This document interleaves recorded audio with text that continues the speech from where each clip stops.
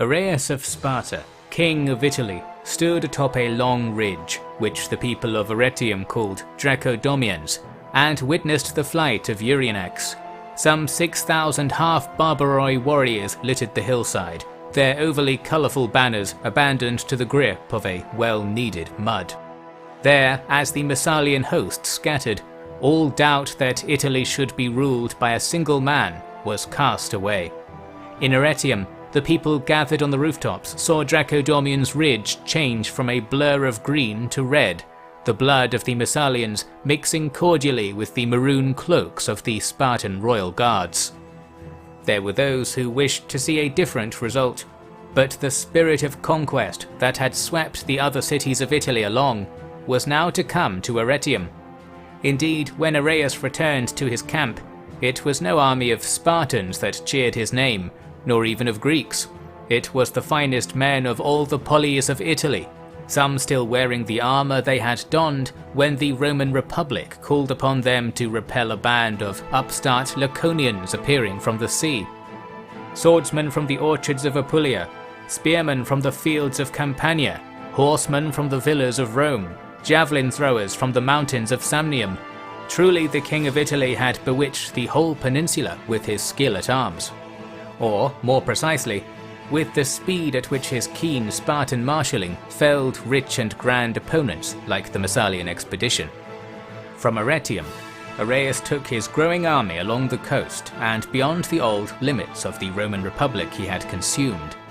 There lived the Ligurians, a people who had been coerced into a union with the travelling Helvetii war bands, not a simple coercion by arms, but also by the threat of Italian unification.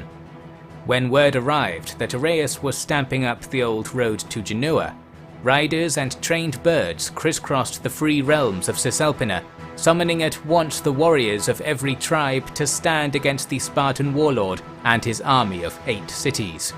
Areus himself caught first sight of them in early summer. From a wooded hill, he saw his camp in the fields below become wrapped in a mass of Gauls just after dawn. Inside, his adjutant, Areus, directed 1,000 of the weakest troops to hold the gates closed, while horses circled the camp, kicking up as much dust as they could. It worked. The Helvetii directed all their energies against the floundering camp, and spared no thought for scouting the surrounding hills. If only they had done so the previous night, they might have seen Areus lead most of his army out of camp to sleep without coverings in the forest, a favourite pastime of any true Spartan. True Spartans the army were not, but when they arose, dewy and aching, they saw their foe completely oblivious to their impending attack. There was hardly time enough for all to praise Areus for his deft ploy before the king pulled on his helmet and was first to emerge from the tree line. A silent charge of some 5,000 covered half the distance to the camp before alarm was first raised among the Helvetii. It was too late. The arrows and spears of the Spartan charge dashed the Gauls against the palisade of the camp. Those who looked to flee were slaughtered by the horsemen of Beneventum, circling the battlefield like carrion birds. Such was the first doom-dripping blow struck against the united tribes. The Spartan army next took rest in Genua, all further resistance having long scattered. This was by no means the end of the contest. Warriors carried on flocking to the Helvetii rally points, their spirits set aflame by the news of the slaughter at the Spartan camp. Areus left no doubt for them that the current war was to determine their very right to exist, and as such it seemed as if only weeks passed before the Helvetii host was completely renewed. They fortified the rivers north of Genua, and had scouts on every hillside waiting for the faintest rustle of Spartan movement.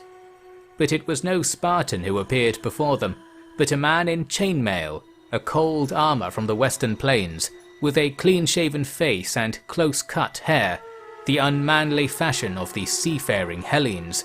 It could only be a Massalian. Old rivalries were set aside like empty cups, and at once a conspiracy against King Areus began.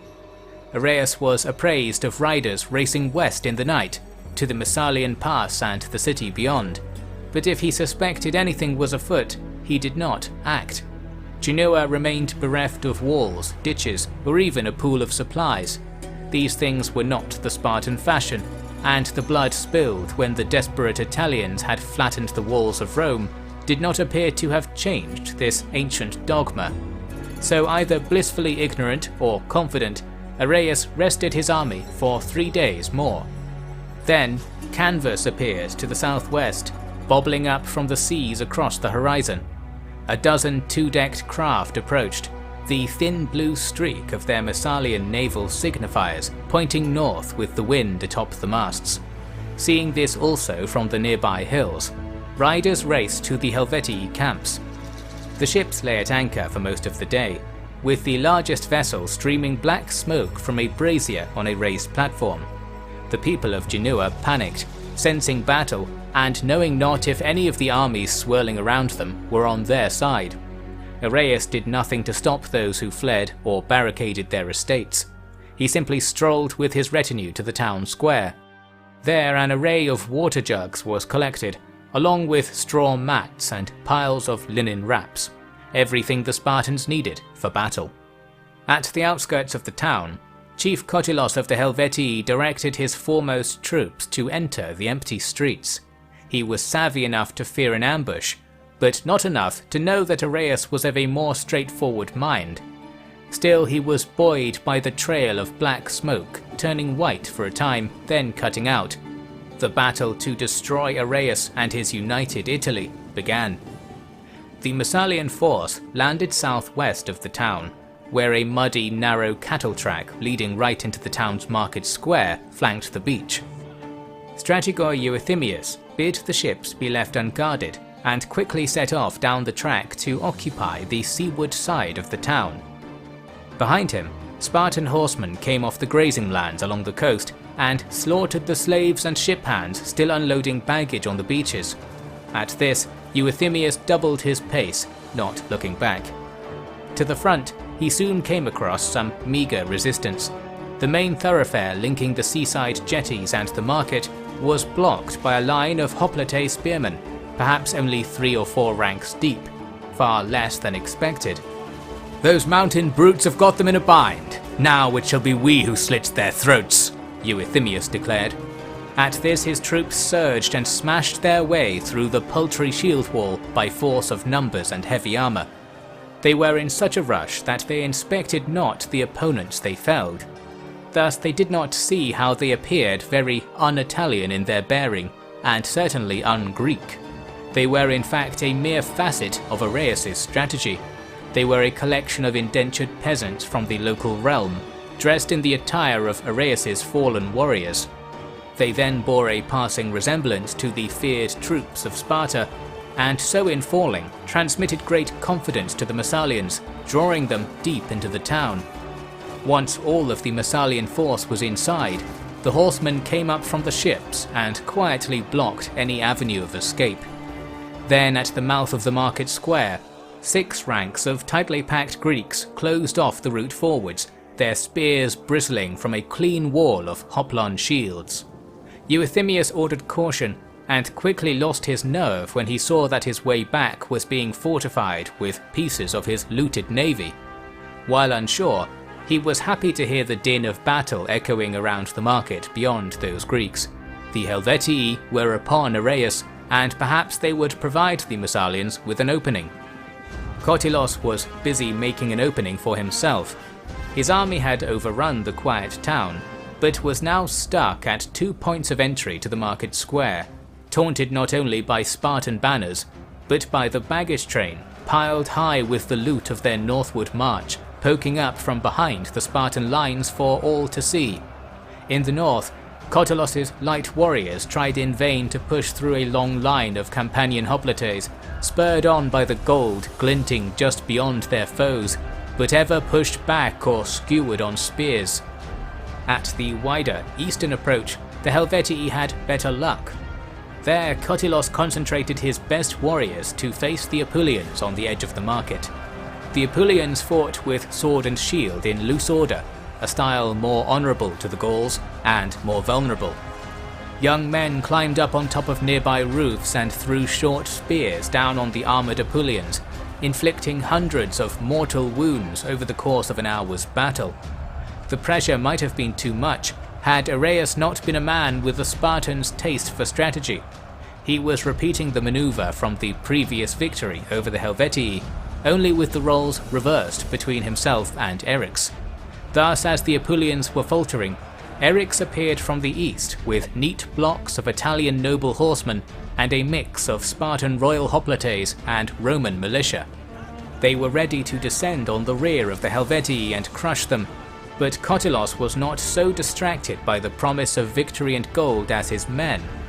He saw the birds fleeing the hunting grounds east of the town, and at once knew why the Spartans had left so much of the town unguarded. He quickly rallied his warbands and split them into three. One part remained in the melee, another turned about and rushed to line their shields along the Spartans' route of approach, and a third, smaller unit cleared a path up the avenue leading north back towards the lighter troops and their camp. With this, the fresh Spartan attack found themselves halted by ready warriors, and now instead of being crushed in a vice, the Helvetii were fighting along two neat shield walls with their route of escape and supply secure. Cottilos had rescued the situation, but knew also that it was hardly to his advantage. Now that the Spartans had shown their hand, he needed to strike back. For this, he took a small retinue and quit the battle, wheeling around the town to the quiet west, previously host to only brief skirmishes. There, in a copse below the closest hill, he hissed at the undergrowth. From it sprang two companies of mercenaries with western arms, a gift from Massalia that Cottilos now sought to use. He took them quickly towards the western approach to the town, but there he was met by a smiling Areus with 200 red-cloaked guards at his back.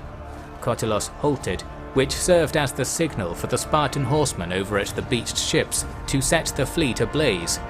Now Areus grinned ever wider and stepped forward to challenge Cottilos to combat. Cottilos was struck by fear for his Massalian allies, whose burning ships sat testament to some unseen failure. Seeing this, he ordered his mercenaries to deal with Areus, while he raced back to his troops. Areus's mocking shouts boomed out, echoed in chorus by his guards. Cottilos and his band were trotting away, on the verge of fleeing those insults, when suddenly there came a rumble. From the beaches, and from that hill Cottilos had visited only 10 minutes prior, came formations of cavalry.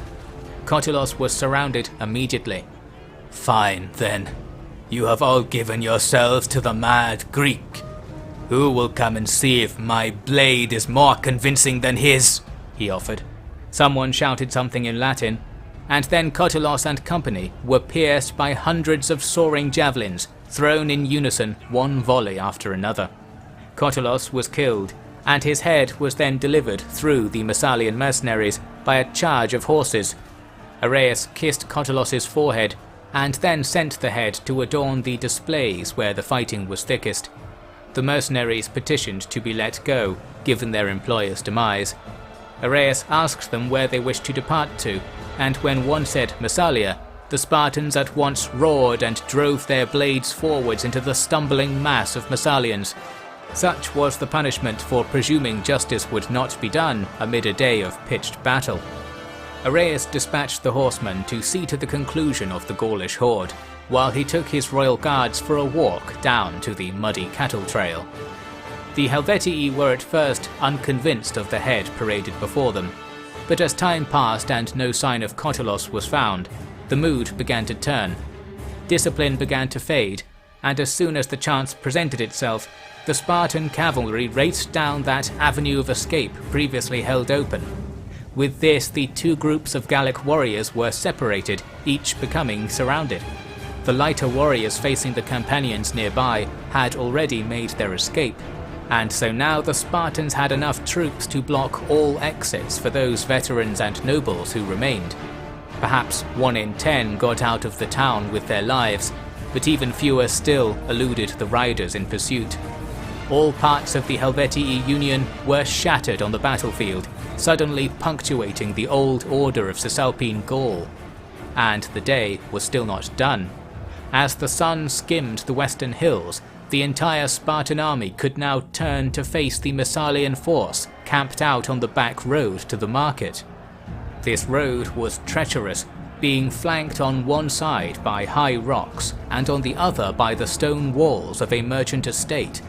The only exits from the passage were through the 20 and growing ranks of Greeks in front, or back down the cattle trail into the face of charging cavalry. If Eurythymius had pressed his chances to escape earlier, he might have succeeded.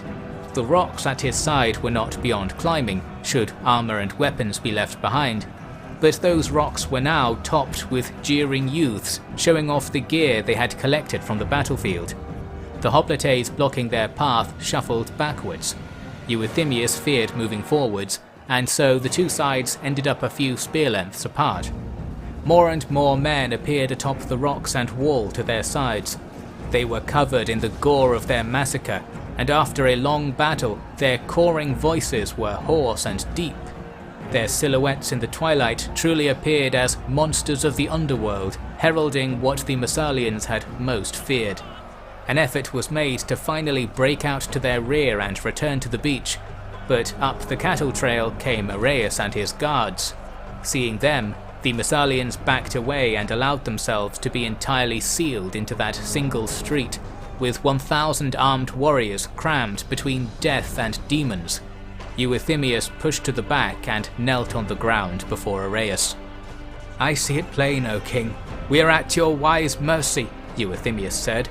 "That was always the case, Barbaroi," Areus replied with a smirk.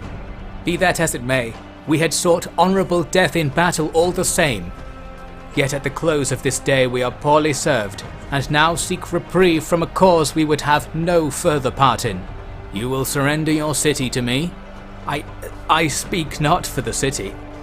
I have need of your city. I have no need for 1,000 luxuriated helots, displeasing on the eye and beyond the care of the gods. You offer me nothing. So be it. I offer you nothing but a chance for an honourable fight. Let us settle this, and leave my men aside." "I accept." Without delay, Areus had his coppice sword out from his hip and slashing at Eurythymius. His guards cheered fanatically as blows were rained on the Massalian, whose broadsword clipped them away with decreasing finesse. The Massalian onlookers dared not say a thing. Shortly, Eurythymius felt, for a split second, Areus' blade cross his neck. Areus lifted the Strategoi's head off his body and clapped his hand against the ornate plumed helmet. "My good friends, let us calm down with some sport," he called. "Whoever brings me this helmet shall be the owner of mine as well." With this, he tossed Eurythymius' head deep into the Massalian crowd. The Spartans roared their approval, then marched forwards in a neat line. The Massalians wished to scramble over each other to escape, but there was nowhere to go. From both ends they were squeezed together by the push of shield walls.